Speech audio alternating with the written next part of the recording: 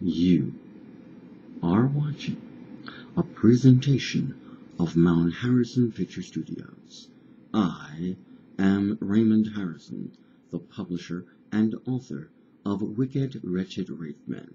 Wicked Wretched Wraithmen. Wicked Wretched Wraithmen. Wicked Wretched Wraithmen. It's the horrid and tragic tale of a man who was born with three first names: Earl Harold Paul. The man who believed himself to be not the Lamb of God, but the finger of God. The man who believes himself to be not the Lamb of God, but indeed the finger of God, to put to death every adulterer he could find in 1899, especially in the household of a Jeremiah Peterson, professor of archaeologist from the island called Manhattan. He touched the wrong woman, one of the students, the lovely Mrs. Maple Mary Paul, the wife of Earl Harold Paul.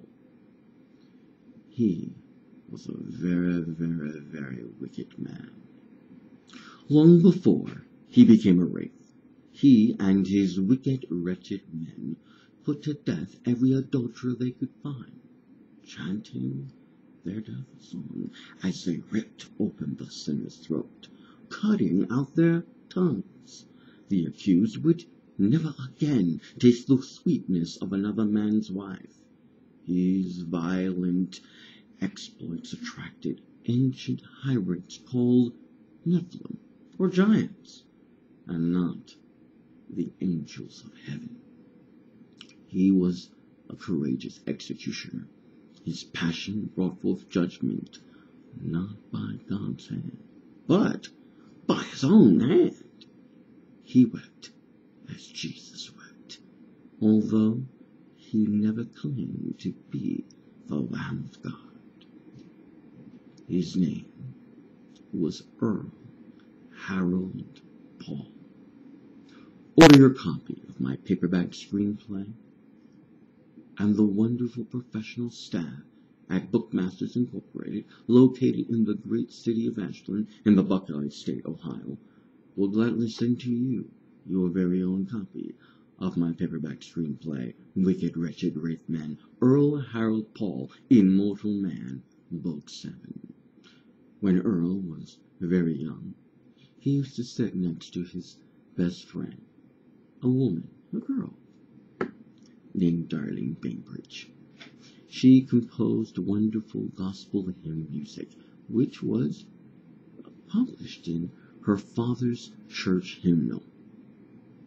They attended the Buffalo Methodist Cathedral of Mercy in, of course, the town of Buffalo in the early 1800s. But they were beaten. They were beaten because they sat too closely to one another. Were they doing anything wrong?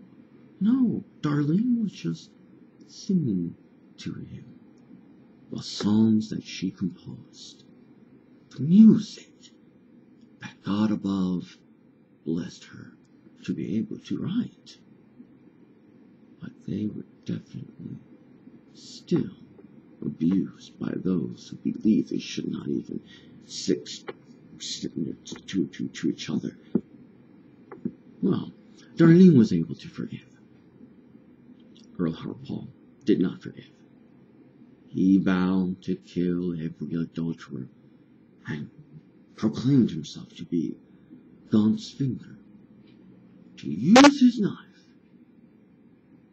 to cut the throats of the adulterers, to place their tongues in bowls of goat's milk for his German wolf shepherds to consume, Herman and his brothers and sisters, as he called them.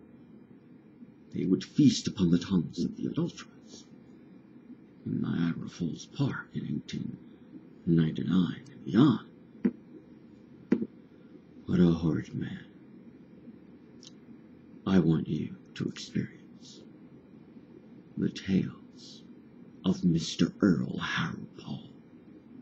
Call 1-800-BOOKLOG. Call 1-800-BOOKLOG. Call 1-800-BOOKLOG between the hours of 9 a.m. and 5 p.m. Eastern Standard Time. Call 1-800-BOOK-LOG. Call 1-800-BOOK-LOG. Call 1-800-B-OK. LOG. Between the hours of 9 a.m. and 5 p.m. I will say it one more time. Call 1-800-BOOK-LOG. Call 1-800-BOOK-LOG. Call 1-800-B-O-OK. LOG. Between the hours of 9 a.m. and 5 p.m. Eastern Standard Time. And the wonderful professional staff at Bookmasters Incorporated, located in the great city of Ashland, in the Buckeye State, Ohio, will gladly send to you your very own copy of my paperback screenplay, Wicked Wretched Wraithmen. You are helping make my creative dreams possible. Thank you.